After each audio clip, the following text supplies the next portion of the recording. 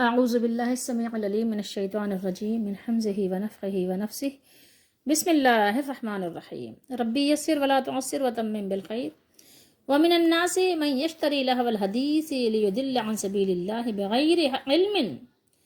بغیر علم ویتخذھا ہزوا اولئک لہم عذاب مہین۔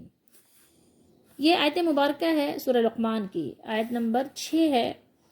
ترجمہ ہے تفسیر ابن کثیر کا۔ آج ہم نے آپ کے سامنے یہ بات پیش کرنی ہے جو ہمارے زمانے میں بہت زیادہ رائج ہے اور بہت زیادہ عام ہے، کامن ہو چکی ہے۔ وہ کیا ہے؟ کہانیاں۔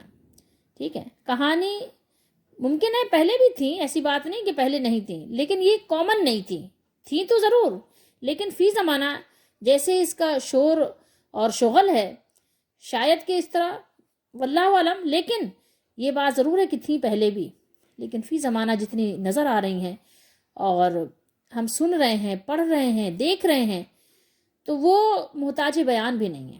ٹھیک ہے، تو وہ ہے کہانی۔ کیا کہ کہانی جیسے ہے نا کہ لکل فن الرجال، کہ ہر شعبے کا ایک کیا ہوتا ہے؟ ایک استاد ہوتا ہے نا، ماہر ہوتا ہے، ہر فن کا جو ہے ایک ماہر ہوتا ہے۔ تو اسی طریقے سے کہانی بنانے والے بھی ماہرین آپ کو ملیں گے۔ کہانی بنانے والے ایسی خوبصورت کہانی بناتے ہیں کہ آپ اش کر بیٹھیں، آپ حیرت زدہ رہ جائیں کہ کیا واقعی یہ کہانی ہے، حقیقت نہیں ہے، لیکن ایسا ہے۔ تو کہانی بنانا بھی ایک فن ہے، اس کے بھی فنکار آپ کو ملیں گے، اس کے بھی آپ کو رجال ملیں گے اور بڑے زبردست ملیں گے، زبردست قسم کے فنکار آپ کو ملیں گے۔ اور یہ اس وقت بھی تھے جب رسول اللہ صلی اللہ تعالیٰ علیہ وآلہ وسلم پر قرآن نازل ہو رہا تھا، اور اس سے پہلے بھی تھے، کیونکہ وہ کہتے تھے نا کہ یہ تو کہانیاں ہیں، نعوذ باللہ استغفر اللہ۔ لیکن آج یہ چیز بہت زیادہ مشہور، معروف، عام ہو چکی ہے، کامن ہو چکی ہے۔ تو کہانی بنانے والے ایسی زبردست کہانی بناتے ہیں کہ اس کا آپ اندازہ نہیں لگا سکتے کہ یہ جھوٹ موٹ ہے، بلکہ آپ کو شک ہونے لگ جاتا ہے کہ نہیں، یقینی بات ہے، یہ سچ ہے۔ آپ اس کا یعنی یقینی طور پر آپ اس کو سچ ماننے پر مجبور ہو جاتے ہیں۔ لیکن یہ ہے کہ اگر آپ تحقیقی نظر سے جب دیکھتے ہیں تو آپ کو اندازہ ہوتا ہے کہ نہیں، اس میں سچائی کا کہیں گزر ہی نہیں ہے، سچ پر کہیں پر گمان ہی نہیں ہے حقیقت کی۔ اور اگر تحقیقی نظر سے آپ اس کا جائزہ لیتے ہیں تو پہلے آپ کو ہم یہ قرآن مجید کی جو آیت مبارکہ اس کا ترجمہ سناتے ہیں، پھر اس کے بعد انشاءاللہ ہم آگے چلیں گے، آپ کو 2 کہانیاں بھی سنائیں گے۔ ویسے تو میرا ارادہ 3 کہانی سنانے کا تھا، لیکن فی الحال ابھی 2 سنیے، اگر موقع ہوا، وقت بچا تو ہم آپ کو تیسری کہانی بھی سنائیں گے۔ تو آپ یہ کہانی سننے کے بعد اندازہ لگائیے گا، ذرا غور کیجئے گا کہ آپ کو لگ رہا ہے کہ کہانی ہے، آپ سمجھیں گے کہ واقعی یہ بالکل سچائی پر مبنی بات ہے، لیکن حقیقت میں کہانی ہے۔ پہلے ترجمہ دیکھیے، ترجمہ کیا ہے؟ اور لوگوں سے بعض وہ ہیں، لوگوں میں بعض لوگ ایسے بھی ہیں۔ لوگوں میں کیسے ہیں؟ وَمِنَ النَّاسِ مَن یشتری، اشترا یہ جو خریدنے اور بیچنے دونوں کے معنی میں ہوتا ہے۔ اور ایسے لوگ بھی ہیں، کچھ صیغے ایسے بھی ہیں، کچھ ابواب ایسے بھی ہیں کہ جو یعنی ضدین کہلاتے ہیں۔ ٹھیک ہے، خیر، تو یہ لوگوں میں بعض وہ ہیں، ایسے لوگ بھی ہیں جو دل فریب، یہاں دیکھیں ترجمہ بھی کیا ہے، دل فریب، لہو الحدیث، غافل کر دینے والا کلام خریدتے ہیں، تاکہ وہ کیا کریں؟ وہ علم کے بغیر اللہ کی راہ، دین سے گمراہ کریں۔ کس سے گمراہ کریں؟ علم تو ہے نہیں، بس کہانیوں کے ذریعے سے، لطیفوں کے ذریعے سے لوگوں کو اللہ کے راستے سے روکیں، بغیر علم کے، بغیر علم، یہ آپ اردو میں بھی بولتے ہیں، علم بھی بغیر بھی، ہے نا۔ اور اس کا کیا کریں؟ مذاق اڑائیں۔ یہی لوگ آج آپ دیکھیں نا، جنت اور دوزخ کے بارے میں بھی لوگوں نے ایسی کہانیاں بنائی ہیں، ایسے مذاق بنائے ہوئے ہیں کہ آپ حیران رہ جائیں، اور اس انداز سے پیش کرتے ہیں کہ نعوذ باللہ استغفر اللہ، کافر ذہن رکھنے والا اس کو صحیح مان لے۔ ٹھیک ہے، مذاق اڑائیں۔ یہی لوگ ہیں جن کے لیے رسوا کن عذاب ہے۔ ان لوگوں کے لیے رسوا کن عذاب کیوں ہے؟ کیونکہ یہ کافر ہیں، کافروں کے لیے رسوا کن عذاب ہے، مومنوں کے لیے نہیں ہے۔ مومنوں کے لیے جو عذاب ہوگا ان کو دھونے کے لیے ہوگا، ان کو پاک کرنے کے لیے ہوگا، ان کو ذلت کے لیے نہیں ہوگا۔ تو مومن بن جائیے۔ اب آئیے ہم پہلے آپ کو کہانی سناتے ہیں، پھر اس کے بعد یہ 2 غفلت والی جو باتیں ہیں تھوڑا سا اس پر ہم تبصرہ آپ کو کر کے آگے چلتے ہیں کہانی سنانے کے لیے، اور پھر آپ بتائیے کہ کہانی کیسی تھی۔ قرآن مجید کی تلاوت کے بعد آپ کو اندازہ ہوتا ہے کہ قرآن کریم نے انسانی زندگی کا جو تصور پیش کیا ہے، اس سے واضح ہوتا ہے کہ زندگی بڑی قیمتی ہے، زندگی بہت اہم ہے، اس کا ایک ایک لمحہ بہت زیادہ انمول ہے۔ یہ ایسی مہلت ہے جو صرف ایک مرتبہ آپ کو ملی ہے، دوبارہ نہیں ملے گی۔ ٹھیک ہے، اور ملی بھی اللہ تعالیٰ نے بہت آپ کو وافر دی ہے، فراوانی سے دی ہے۔ ایک دن میں 24 گھنٹے ہوتے ہیں، تصور کیجئے 24 گھنٹے، ایک گھنٹے میں 60 منٹ ہوتے ہیں، یہ معمولی بات نہیں ہے، یہ ایک بہت بڑا اللہ تعالیٰ کا انعام ہے۔ اگر آپ کو 1 سال کی زندگی مل گئی، بہت مل گئی آپ کو، ہوش و حواس کے ساتھ 1 سال کی زندگی بہت کچھ کر سکتے ہیں۔ اللہ تعالیٰ زندگی میں برکت دے، مہلت دے، اس کے بھی آپ کو نسخے بتائے گئے ہیں، فارمولے آپ کے پاس ہیں، آپ اسے بھی اپلائی کر سکتے ہیں اپنے اوپر، اور زندگی اپنی بڑھا سکتے ہیں، کیونکہ اللہ کے نبی صلی اللہ علیہ وسلم کا فرمان سچا ہے۔ لیکن بہرحال آپ کو اللہ تعالیٰ نے جو بھی زندگی دی ہے بڑی قیمتی ہے، اور دی بھی فراوانی کے ساتھ ہے، ٹھیک ہے، اس میں کوئی کمی بیشی نہیں رکھی اللہ نے۔ جوان ہونے کے بعد انسان وہ کوئی ہوتا ہے جو نکل لیتا ہے، ٹھیک ہے، لیکن یہ ہے کہ مہلت اللہ نے سب کو دی ہے۔ انسان جب اپنا مقررہ وقت بسر کر لیتا ہے، کیا ہوتا ہے پھر؟ تو پھر معاملہ یہ ہوتا ہے کہ دنیا بھر کے خزانے دینے کے بعد بھی، دنیا بھر کے خزانے دے کر بھی، اس میں ایک گھڑی کا اضافہ نہیں کر سکتا، اس میں ایک لمحے کا اضافہ نہیں کیا جا سکتا۔ اچھے یا برے جو اعمال انسان کرتا ہے، ان کے اچھے یا برے نتائج بھی ضرور مرتب ہوتے ہیں، اور وہ اپنے تمام اعمال و افعال کے لیے اپنے خالق و مالک کے دربار میں جواب دینے کا پابند بھی ہے، وہ جواب بھی دے گا، اللہ تعالیٰ سے جواب طلب کرے گا۔ تو اب اگر آپ اپنے کام کی طرف دیکھیں گے تو کیا ہے، کام بھی بہت زیادہ ہیں۔ جب کام کی طرف نظر جاتی ہے تو پھر یہ آپ کو جو ٹائم پیریڈ یہ محدود لگتا ہے، یہ کم پڑ جاتا ہے۔ آپ چاہتے ہیں دن تھوڑا سا اور بڑا ہو جائے، رات تھوڑی سی اور بڑی ہو جائے، یہ دن رات ملا کر ایک ہی دن بنتا ہے، لیکن ظاہر دن کے 2 پارٹ ہیں، ایک دن کا حصہ ہے، ایک رات کا حصہ ہے، جس کو ہم دن کہہ دیتے ہیں۔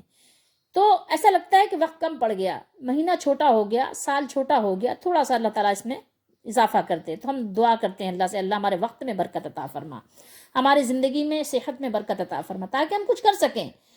تو یہ پھر آپ کو لگتا ہے کہ ٹائم پیریڈ بہت محدود ہے، اور ہے بھی محدود، یہ بھی بات نہیں ہے کہ انگنت نہیں ہے، ٹھیک ہے، وہ ایک لمیٹڈ ہے۔ تو جب آپ یہ دیکھتے ہیں کہ اس محدود اور مقررہ مدت میں اس نے اپنی عاقبت کو بھی کیا کرنا ہے، اس کو سجانا سنوارنا ہے، ٹھیک ہے، اپنی دنیاوی زندگی کو بھی کیا کرنا ہے، با مقصد بنانا ہے، با وقار بنانا ہے، اور اپنے مقدور بھر اس کو آرام دہ بھی بنانا ہے، اس کی بھی ضرورت ہے نا، کچھ آرام کی بھی تو ضرورت ہے، تو زندگی تھوڑی سی آرام دہ بھی ہو، تاکہ آپ کے بچے اکتائیں نہیں، اور وہ دین اسلام کو بوجھ نہ سمجھیں کہ اسلام پر چلنے والے تو بالکل فقیر ہی ہوتے ہیں، ان کے پاس تو کچھ ہوتا ہی نہیں، ایسا بھی نہیں ہو۔ اس کے علاوہ اپنی ذہنی، اپنی فکری اور روحانی صلاحیتوں کو کیا کرنا ہے، اجاگر کرتے ہوئے، بروئے کار لاتے ہوئے اپنی گلشن ہستی کے حسن اور بہار میں اضافہ بھی کرنا ہے۔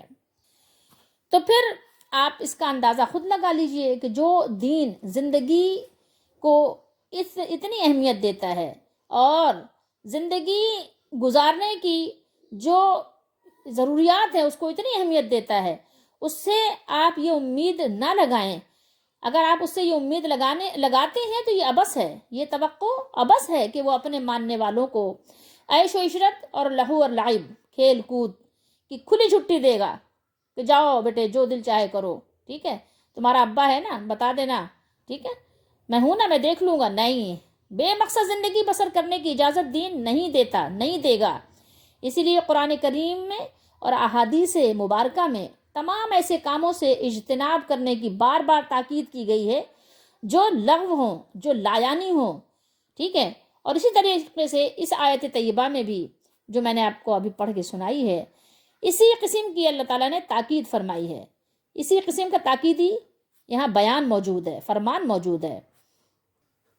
حضرت حسن بصری رحمہ اللہ سے کسی نے پوچھا، سوال کیا کہ لہو الحدیث یہ کیا ہے؟ تو انہوں نے اس کے جواب میں فرمایا کہ جو چیز تم کو اللہ کی عبادت اور اس کے ذکر سے غافل کر دے، اور رات میں دیر تک جو قصے کہانیاں سنانا، قصہ گوئیاں اور ہنسانے والے چٹکلے، لطیفے، ہر طرح کے خرافات، گانا بجانا وغیرہ، سب کچھ اس میں شامل ہے۔ آپ نے سورہ منافقون میں تلاوت کیا ہوگا، پڑھا ہوگا اللہ تعالیٰ کا کلام، کہ اللہ نے ارشاد فرمایا کہ لا تلہکم اموالکم ولا اولادکم عن ذکر اللہ، تمہارے اموال یعنی تمہارے جو مال، جتنے بھی مال ہیں، کثیر مال ہو یا قلیل، اور تمہاری اولاد تمہیں اللہ کے ذکر سے غافل نہ کر دیں۔ سمجھ رہے بات کو؟ اگر بیوی بچے بھی اللہ کی یاد سے غافل کریں، گھر والے بھی کنبہ آپ کو اللہ کی یاد سے غافل کریں، تو وہ بھی لہو الحدیث ہے۔ اب آئیے میں آپ کو کہانی سناتی ہوں، اور ذرا کہانیوں پہ غور بھی کیجیے گا۔ کتنی کہانیاں بنائی گئی ہیں دین اسلام کے نام پر۔ حضرت شیخ عبد القادر جیلانی رحمہ اللہ کے نام پر کتنی کہانیاں بنائی گئی ہیں کہ آپ اس کو یقینی طور پر سچ ماننے پر مجبور ہو جاتے ہیں۔ کم از کم وہ لوگ جن کو قرآن و حدیث کا فہم نہیں ہے، علم نہیں ہے، شعور نہیں ہے، وہ تو بالخصوص اس کو بالکل سچا مان لیتے ہیں، اور جو کہے کہ صحیح نہیں ہے، غلط ہے، تو اس کو وہ کہتے ہیں یہ اولیاء کا گستاخ ہے۔ اب میں آپ کو اسی کے یعنی فریم میں آپ کو پہلے ایک کہانی سناتی ہوں، پہلے وہ سنیے، پھر اس کے بعد اندازہ لگائیے گا کہ کہانیاں بنانے والے کیسے فنکار ہوتے ہیں، زبردست، یعنی کہنا چاہیے عقل کو حیران کر دینے والی، عقل کو یعنی آپ کے عقل کو بند کر دینے والی کہانیاں بنا دیتے ہیں، اور آپ سوچتے ہی رہ جاتے ہیں کہ کیا واقعی یہ کہانی ہے؟ نہیں، آپ کہتے ہیں نہیں، کہانی ایسے نہیں ہو سکتی، یہ کہانی نہیں ہے، ٹھیک ہے۔ تو اب آئیے ہم آپ کو سناتے ہیں، سب سے پہلی کہانی سنیے۔ ایک کہانی ہے، کہانی پہلے آپ دیکھ لیجیے، ورنہ آپ کو ایسا نہ ہو کہ آپ یقین کرنے لگ جائیں اور آپ نعرے لگائیں کہ سبحان اللہ، ماشاء اللہ، الحمدللہ، ٹھیک ہے۔ ایسا بھی ہوتا ہے کہ کچھ لوگ اسٹیج پہ کہانیاں سنا رہے ہوتے ہیں، اور پبلک جو ہوتی ہے ان کے سامنے، ان کے مخاطب وہ کیا کر رہے ہوتے ہیں، وہ نعرے لگا رہے ہوتے ہیں، وہ سمجھتے ہیں سچ ہے یہ، تو وہ خوب جو ہے اس کی واہواہی کی داد دے رہے ہوتے ہیں۔ تو پہلے یہ میں آپ کو بتا دوں، کہانی سنا رہی ہوں آپ کو میں، ٹھیک ہے۔ یہ کیا ہے؟ کہانی ہے ایک ابا اور ایک بیٹا، ٹھیک ہے۔ بابا اور بیٹا دونوں جا رہے تھے کہیں پر سفر پہ۔ اب دونوں جا رہے تھے تو راستے میں کیا ہوتا ہے کہ ایک ٹرک سے جو ہے ان کا ٹکراؤ ہو جاتا ہے، ایکسیڈنٹ ہو جاتا ہے ان کا۔ جب ایکسیڈنٹ ہو جاتا ہے تو کیا ہوتا ہے، اتفاق ایسا ہوتا ہے کہ کوئی لوہے کا سریا یا جو ٹین وغیرہ نہیں ہوتے زبردست قسم کے، جب ظاہر ہے زور سے جب ٹکرایا، اور باپ بیٹے ایک ڈرائیونگ سیٹ پر، ایک برابر والی سیٹ پر جو ہے بیٹھے ہوئے تھے، تو وہ سامنے آ کر جو ہے ان کے ایسا لگتا ہے وہ سریا کہ دونوں کی گردنیں جو ہے نا جسم سے جدا ہو جاتی ہیں، الگ ہو جاتی ہیں۔ پھر کیا ہوتا ہے، پھر جناب ہوتا ہی ہے کہ پھر ان کو ایک بڑے ہاسپٹل میں لوگ ایڈمٹ کروا دیتے ہیں۔ تو ڈاکٹر صاحب جو ہوتے ہیں وہ تقریباً 10-12 گھنٹے کا آپریشن کرتے ہیں، ٹھیک ہے۔ آپریشن کرنے کے بعد وہ دونوں کو ان کی یعنی ان کے جسموں کے ساتھ ان کے دھڑوں کو اور ان کے سروں کو جوڑ دیتے ہیں۔ ایک طویل آپریشن کے بعد، لمبے ٹائم کے آپریشن کے بعد کیا ہوتا ہے کہ ان کا آپریشن کامیاب ہو جاتا ہے، اور پھر وہ باپ بیٹا جو ہے زندہ صحیح سلامت بچ جاتے ہیں۔ تو خیر، جب وہ صحت مند ہو جاتے ہیں تو ابا اور بیٹے دونوں کو گھر پہنچا دیا جاتا ہے۔ جب وہ گھر پہنچتے ہیں تو پھر ان پر یہ چیز واضح ہوتی ہے کہ ابا کا جو جسم تھا اس جسم میں بیٹے کا سر لگ جاتا ہے، اور جو بیٹے کا جسم تھا ان کے دھڑ میں ابا کا سر لگ جاتا ہے۔ تو اب یہ دونوں بیچارے پریشان کہ کیا کریں، کیونکہ دونوں جو ہے شادی شدہ تھے، دونوں کی بیویاں تھیں، ٹھیک ہے۔ اب ایک بہت بڑا مسئلہ پیش آ گیا کہ ابا کا سر ہے اور بیٹے کا جسم ہے، بیٹے کا سر ہے اور ابا کا جسم ہے، اب کریں تو کیا کریں، ٹھیک ہے۔ اب کریں تو کیا کریں، اب تو دونوں کو کچھ سمجھ نہیں آ رہا، کھانا پینا تو ٹھیک ہے، دیگر کام تو سب صحیح چل رہے تھے، لیکن اب ظاہر ہے ان کو اگر بیٹا اپنی اماں کے پاس بیٹھتا ہے تو اب کیا کرے کہ وہ بیٹا تو جو ہے، سر تو جو ہے بیٹے کا ہے لیکن جسم تو وہ ابا کا ہے، تب کیا کرے، اماں کے پاس بیٹھے تو کس طرح سے مطلب اماں کہہ کے بات کرے کہ بیگم کہہ کے بات کرے، اس کو سمجھ ہی نہ آئے۔ اسی طریقے سے ابا جو ہے بیٹھے ہیں اگر، تو کہاں بیٹھے ہیں، ابا کسی کے پاس بیٹھتے ہی نہیں، ڈر کے مارے کہ کیا مطلب یہ بہت بڑی ایک یعنی کتنی بڑی بلا آ گئی، اس سے بہتر تھا تو میں مر ہی جاتا، کہ مطلب یہ تو اتنا بڑا مسئلہ کھڑا ہو گیا کہ اب کیا کروں، بیگم کے پاس بیٹھوں تو بھی نہیں بنتا، اور بہو کے پاس بیٹھوں جب بھی نہیں بنتی بات، کہ ظاہر ہے جسم تو میرے بیٹے کا ہے اور سر جو ہے وہ میرا ہے اپنا، تو اب کیا کروں، کس طرح سے کروں، مطلب یعنی دونوں ہی بالکل سے زندگی ان کی بالکل اجیرن ہو گئی، پریشان حال ہو گئے، کریں تو کیا کریں۔ لوگوں سے مشورہ کیا کہ بھائی ہمارے ساتھ تو یہ بڑا ایک مسئلہ کھڑا ہو گیا، آپ لوگ بتائیں۔ لوگوں نے باہم مشورہ کیا تو اس نتیجے پر پہنچے کہ وہ دونوں اپنی اپنی ازواج کو طلاق دے دیں، دونوں اپنی اپنی بیویوں کو طلاق دے دیں، اور پھر وہ نیا نکاح کر لیں۔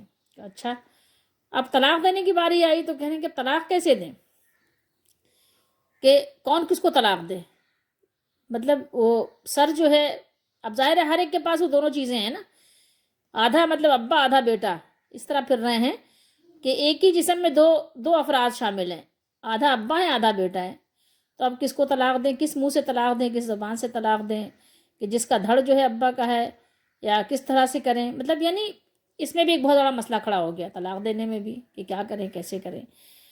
تو اب آپ بتائیے کہ کوئی اگر یہ کہانی سنتا ہے تو وہ ظاہر ہے تعجب ہو جاتی ہے اس کو کہ یعنی کیسے لوگ یعنی اس طرح سے بنا لیتے ہیں کہانی۔ اب آپ خود اندازہ لگا سکتے ہیں کہ اگر کسی کا سر جو ہے جسم سے جدا ہو جائے تو کیا پھر اس کی زندگی کی توقع کی جا سکتی ہے؟ اسی طریقے سے فی زمانہ حالات کے رخ بدلنے سے بہت سارے معاملات بھی بدلے۔ جیسے مثال کے طور پر یہ کرونا آیا تو ظاہر ہے بہت ساری چیزیں جو ہے ڈسٹرب ہوئیں، متاثر ہوئیں۔ تو اس میں ایک سر فہرست جو سب سے بڑی ایک چیز تھی وہ اسکولوں کی تھی۔ اسکول بہت متاثر ہوئے، اسکول بند ہوئے، اسکول کے ساتھ بڑی یعنی اسکول والوں کے ساتھ زیادتی بھی ہوئی کہ پیرنٹس نے فیس دینا روک لیا، نہیں دیا، اکثر بیشتر جو ہے جہاں پر ان کی چلی، کیونکہ قانون بھی وہی ہے نا، جس کی لاٹھی اس کا بھینس والا حساب کتاب ہے۔ تو جہاں پیرنٹس کے بس چلا وہاں پر انہوں نے اسکول والوں کو فیس نہیں دی، تو اس پر بھی انہوں نے کہانیاں بنائی لوگوں نے۔ تو ایک کہانی اس طرح بنائی گئی کہ ایک دن ٹیچرز نے جو ہے اپنے بچوں سے پوچھا، شاگردوں سے، کہ وہ کہاں ہے آپ کے تاج محل کہاں ہے؟ تو سب بچوں نے ظاہر سب کو ہی پتہ ہے، یہ تو سب کو ہی پتہ ہے نا کہ تاج محل کہاں ہے، تو یہ کہانی تو سب نے پڑھی ہوئی ہے، تو اس میں تو ظاہر ہے کچھ نہ کچھ حقیقت بھی ہے۔ تو بچوں نے کہا کہ آگرہ میں ہے، تو ٹیچر نے کہا نہیں، غلط ہے، تاج محل آگرہ میں نہیں ہے۔ بچوں نے کہا اچھا ٹیچر پھر کہاں ہے؟ ہم نے تو آگرہ ہی پڑھا ہے، آگرہ میں ہے وہ سب کہتے ہیں۔ تو ٹیچر نے کہا نہیں، سب بچوں کا سوال غلط ہو گیا۔ ٹیچر نے بتایا کہ آگرہ سرگودھا میں ہے۔ بچوں نے کہا اچھا، ہم نے تو بچپن سے یہی پڑھا تھا، یہی سنا تھا، یہی تصویریں دیکھی تھی کہ وہ آگرے میں ہے۔ تو بچے پھر گھر گئے تو اپنے پیرنٹس سے بتایا کہ وہ تو ٹیچر نے تو ہمیں آج پڑھایا ہے کہ وہ تاج محل جو ہے سرگودھا میں ہے۔ کہنا اچھا، سارے پیرنٹس دوسرے دن آ گئے، کہنے لگے کہ بھائی آپ ٹیچر صاحبہ آپ غلط کیوں پڑھا رہی ہیں بچوں کو، صحیح پڑھائیے، ایسا کیوں کر رہی ہیں؟ تو ٹیچر نے کہا، پیرنٹس جب دیکھا انہوں نے تو کہا کہ پہلے آپ فیس دیجئے اسکول کی، جب تک آپ فیس نہیں دیں گے تو تاج محل آگرہ میں نہیں سرگودھا میں رہے گا، ٹھیک ہے؟ فیس دینے کے بعد پھر وہ اپنی اصلی جگہ چلا جائے گا۔ تو اب آپ دیکھیے کہ لوگ بنا لیتے ہیں اس طرح سے کہانیاں۔ تو اب اس میں آپ بتائیں کہ کوئی تعجب کی بات نہیں، تو دین اسلام کے نام پر بھی لوگوں نے بہت سی کہانیاں بنائی ہیں۔ تو یہ آج کا نہیں پرانا طریقہ ہے، لیکن آج یہ بہت مشہور و معروف ہو گیا ہے۔ کہانی بنانا ایک بہت بڑا فن ہو گیا ہے، اور لطیفے کہانیاں یہ ایک زندگی کا حصہ بن گیا ہے۔ لوگ ہنس رہے ہیں، ہنسا رہے ہیں، خوش ہو رہے ہیں، ان کو اندازہ بھی نہیں کہ کبھی انہی کہانیوں کی وجہ سے جھوٹے قصے سنا کر لوگ دوزخی بن جاتے ہیں، اور اپنے نام یعنی کیا کرتے ہیں، وہ دوزخی کے نام پر لکھوا لیتے ہیں، ان کو اندازہ بھی نہیں ہوتا کہ وہ کتنا بڑا جرم کر رہے ہیں۔ اسی طریقے سے چلے تیسری کہانی بھی ہم آپ کو سناتے ہیں کہ جو دین کے نام پر بنی ہے، کہ ایک بچہ ہوتا ہے، اس کی والدہ بہت نیک ہوتی ہے، تہجد گزار ہوتی ہے، اپنے بچے کے لیے نماز کے لیے تربیت کا اہتمام کرتی ہے، بچے کو نماز سکھاتی ہے۔ بچہ پوچھتا ہے کہ اماں نماز پڑھنے سے کیا ملتا ہے؟ تو پھر اماں جو ہے کہتی ہیں بیٹے کو ان کے شکر بہت پسند ہوتی ہے، چینی جس کو کہتے ہیں، شکر اس کو بہت پسند ہوتی ہے۔ تو اماں کہتی ہیں بیٹے سے کہ ظاہر پہلے کے زمانے میں آپ 100 سال پہلے چلے جائیں تو اتنا زیادہ مٹھائیوں کا رواج نہیں تھا جیسے کہ آج ہے، تو لوگ میٹھا کھانے کے لیے چینی اور گڑ وغیرہ ہی زیادہ تر استعمال کرتے تھے۔ تو اماں نے کہا کہ بیٹا نماز پڑھنے سے چینی ملتی ہے۔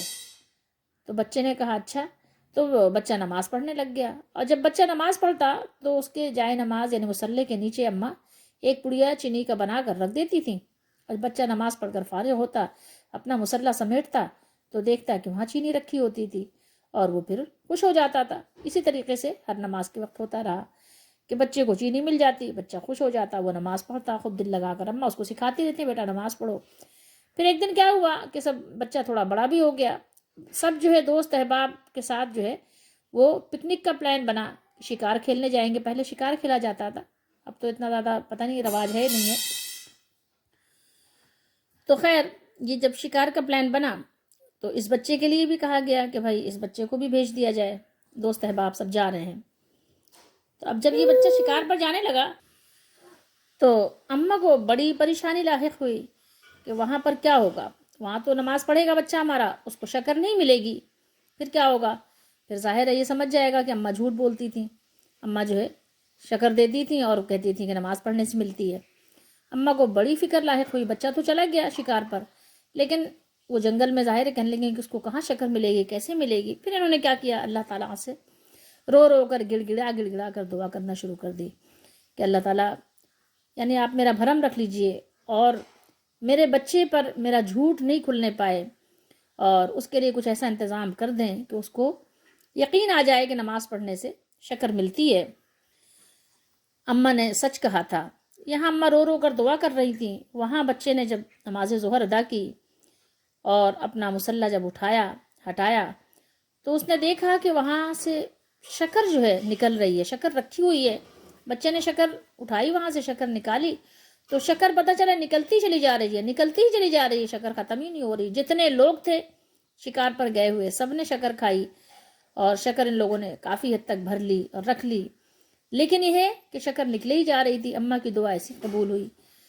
پھر کیا ہوا، اس بچے کا نام کیا پڑ گیا، شکر والا بابا، جس کو بابا گنج شکر کہتے ہیں، بابا گنج شکر بخش کچھ اس طرح سے ہے ان کا نام۔ اب اگر آپ بظاہر دیکھیں تو ایسا آپ کو محسوس ہوگا کہ واقعی یہ کہانی سچی ہے اور اس کا حقیقت سے کوئی تعلق ہے، لیکن جب قرآن و حدیث آپ اس کا علم سیکھیں گے، قرآن و حدیث کا فہم آپ کو ہوگا، اس کا ادراک کچھ نہ کچھ ہوگا، تو آپ کو اندازہ ہوگا کہ نہیں، یہ کہانی بالکل جھوٹ ہے اور یہ افسانہ نگاری ہے، یہ بنائی گئی ہے کہانی، اس کا حقیقت سے کوئی تعلق نہیں ہے۔ آپ کو پتہ ہے اس کا حقیقت سے اگر کوئی تعلق ہوتا تو اللہ کے رسول صلی اللہ تعالیٰ علیہ وآلہ وسلم کے سبق میں بھی یہ بات ہوتی، یا کسی نہ کسی صحابی سے ایسا ثابت ہوتا۔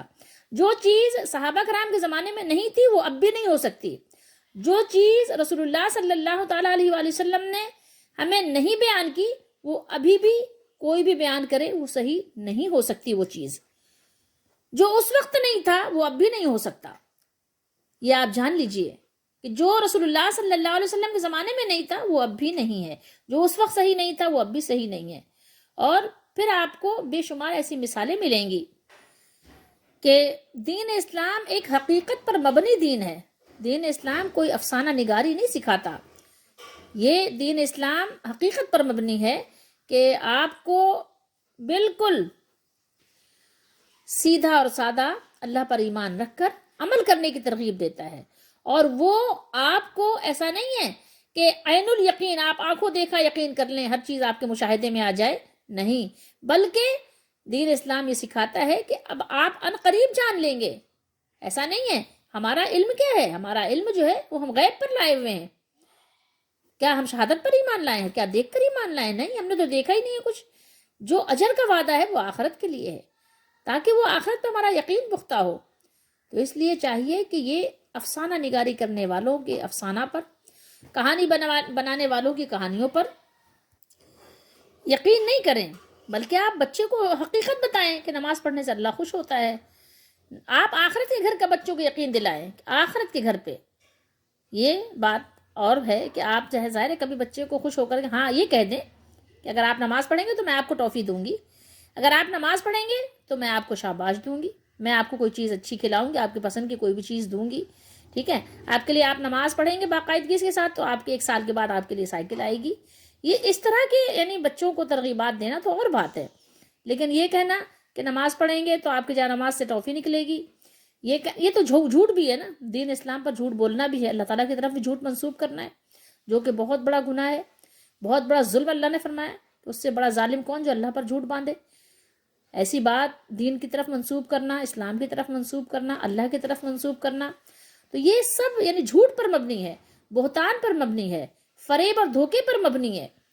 اور پتہ ہے دعائیں قبول ہوتی ہیں، لیکن ایسا نہیں ہے کہ دعائیں قبول ہوئی فوراً اثرات ظاہر ہو گئے، تو بہت ساری چیزیں اس میں آپ دیکھیں گے تو آپ کو قرآن و حدیث کے خلاف نظر آئے گی۔ تو یہ کہانی تو ہو سکتی ہے لیکن حقیقت سے اس کا تعلق نہیں ہے۔ تو اس لیے ہمیں چاہیے کہ ہم کہانیوں سے اپنے آپ کو بچائیں۔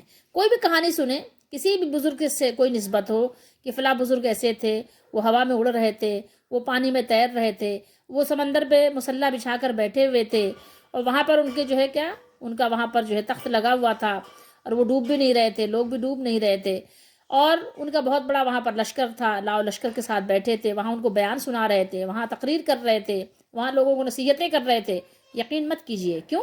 اس لیے کہ رسول اللہ صلی اللہ علیہ وسلم نے کبھی سمندر پہ، کبھی دریا پہ، کبھی نہروں پہ تخت نہیں لگایا، صحابہ نے ایسا نہیں کیا، تو پھر بعد والے کیسے آ گئے اس طرح سے؟ جب اس وقت یہ چیز نہیں تھی تو بعد میں کیسے یہ چیز رائج ہو گئی؟ تو یقیناً یہ کہانی ہے، تو اس لیے ان کہانیوں پر یقین نہ کریں، حقیقت کی دنیا میں قدم رکھیں۔ اور یہ کہانیاں کون لوگ گھڑتے ہیں؟ جو اللہ کی یاد سے غافل کرتے ہیں، لوگوں کو کہانیوں میں لگا دیتے ہیں، لوگ کہانیوں اور قصوں پہ یقین کرنے لگ جاتے ہیں، اور قرآن و حدیث پر ان کا یقین کمزور ہو جاتا ہے، وہ پھر بابوں پہ یقین کرتے ہیں، کہانیوں پہ، قصوں پہ یقین کرتے ہیں، پھر وہ لوگوں کے، اللہ کے بندوں کے غلام بن جاتے ہیں۔ لہو الحدیث لیضل عن سبیل اللہ، وہ ایسا کرتے کیوں ہیں؟ تاکہ وہ لوگوں کو اللہ کے راستے سے گمراہ کریں، یعنی ایسا وہ اس لیے کرتے ہیں تاکہ اسلام اور مسلمانوں کی مخالفت کر سکیں علم کے بغیر۔ علم تو ہے نہیں، آج بھی آپ لوگوں کا حال دیکھیں تو اکثر لوگوں کا حال یہ ہو گیا ہے، جو اپنے آپ کو مسلمان کہتے ہیں، یہ ان کے حال کی بات ہو رہی ہے کہ ان کا کیا حال ہو گیا ہے، مسلمان کہنے والوں کا حال دیکھ لیجئے، اور دوسرے لوگوں کی تو بات ہی نہیں ہو رہی ہے، دوسرے لوگ تو اس کے ظاہر ہے مخاطب جب ہوں گے کہ جب وہ اس کو سننا چاہیں، لیکن بات یہ جو لوگ اپنے آپ کو یہ کلیم کرتے ہیں کہ وہ مسلمان ہیں، مسلم ہیں، ان کو ان چیزوں پہ غور کرنا چاہیے۔ بہت افسوس کا مقام ہے، اس وقت یہ بیماری بری طرح عام ہو چکی ہے، پھیل چکی ہے۔ آپ دیکھ لیں، ریڈیو، ٹیلی ویژن، موبائل فون، انٹرنیٹ، کوئی بھی جو بھی ذریعہ ابلاغ ہیں، آپ غور کر لیں، اٹھا کے دیکھ لیں، گھر دیکھ لیں، ہر جگہ، ہر ذریعے سے آپ دیکھیں گے کہ چاہے وہ کفار ہوں یا وہ نام نہاد مسلمان، وہ اسی طریقے سے یعنی کہانیوں میں، کھیل کود میں مصروف اور مشغول ہیں، گانے بازوں میں، ٹھیک ہے، اور اس کو اس قدر معروف کر دیا، مشہور کر دیا، عام کر دیا، اس قدر پھیلا دیا ہے کہ بہت کم ہی خوش نصیب لوگ ایسے ہیں جو اس سے بچے ہیں، بہت کم لوگ، چند لوگ ایسے ہیں کہ جو اب اس سے بچ سکے ہیں۔ حالانکہ دین کے کمال و زوال کے علاوہ دنیاوی عروج و زوال میں بھی اس کا بہت بڑا حصہ ہے، آپ جان لیں۔ اس سے یہ نہیں سمجھے، اس سے غفلت سے کیا ہوگا، دنیا میں بھی آپ سب سے پیچھے رہ جائیں گے۔ اس آیت مبارکہ کا شان نزول تو یہ ہے کہ ایک شخص تھا کفار مکہ میں سے، جس کا نام تھا نضر بن حارث، اور اسی طرح کا مزاج رکھنے والے اور بھی جو لوگ تھے، ان کا معاملہ یہ تھا کہ جو کم فہم عوام کے لوگوں کو جو تھے وہ کیا کرتے تھے، ان کے جذبات کو مختلف طریقے سے مشتعل کرنے کے لیے اور ان کے جذبات کو بھڑکانے کے لیے اس کو وہ کیا کر رہے تھے، وہ ایک خرید و فروخت، خریدنا اور بیچنا، کیا چیزیں، قصے، کہانیاں، لطیفے، گانے باجے، موسیقی، اسی طریقے کے جو آلات تھے اس کی طرف ان کو کیا کر رہے تھے، مائل کر رہے تھے۔ اور ان کا مقصد کیا تھا؟ اس کا مقصد یہ ہے کہ وہ لوگوں کو اللہ تعالیٰ کی راہ سے بھٹکا دیں، جس پر چل کر وہ اپنی منزل حیات کو پا سکتے ہیں، کہ اللہ تعالیٰ کی راہ پہ چلیں گے تو ظاہر جو ان کا منزل مقصود ہے اس کو حاصل کر سکیں گے، اور اگر اس کے علاوہ اس سے الگ ہوئے تو کیا ہوگا، ظاہر ہے کہ وہ اپنی منزل کو کھو دیں گے۔ یہ ہے تو ان کے لیے، لیکن فی زمانہ جو لوگ کر رہے ہیں ان کے لیے بھی ہے، وہ قصے کہانیاں کسی قسم کے بھی ہوں، وہ گانے باجے وہ کسی قسم کے بھی ہوں، وہ سب اس میں داخل ہیں۔ اور ان لوگوں کو یہ اندازہ بھی نہیں، انہیں اس بات کی خبر ہی نہیں کہ جو کاروبار انہوں نے شروع کر رکھا ہے اس کے نتائج کتنے خطرناک ہیں، کتنے ہولناک ہیں، کتنے بھیانک ہیں۔ وہ لمحہ بھر کی یہ عیش و نشاط کے لیے اپنی دولت، اپنی صحت اور نیک نامی کو برباد کر رہے ہیں، اور اپنے رب کریم کی یعنی غصے کو، اس کے غضب کو بھڑکا کر اپنی عاقبت بھی تباہ کر رہے ہیں۔ قرآن کے نزول کا مقصد کیا ہے؟ اللہ کے بندوں کو اللہ کا بندہ بنایا جائے۔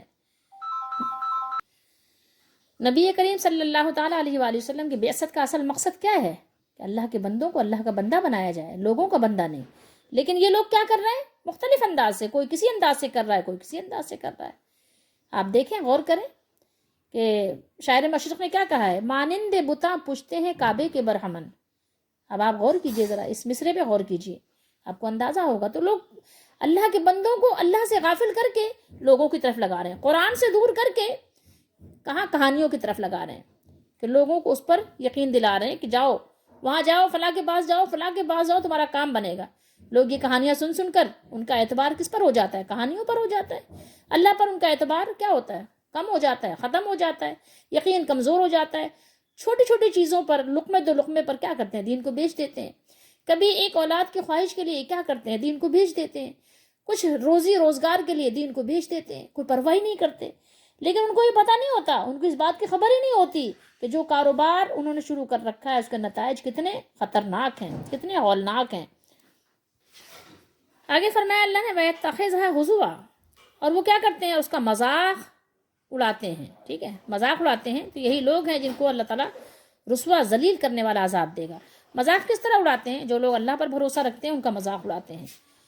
ان کا مذاق کس طرح اڑاتے ہیں کہ وہ اللہ پر بھروسہ رکھتے ہیں، وہ در در مارے مارے نہیں پھرتے، طرح طرح سے ان کا مذاق اڑاتے ہیں، طرح طرح سے ان پر جو ہے بولیاں کستے ہیں.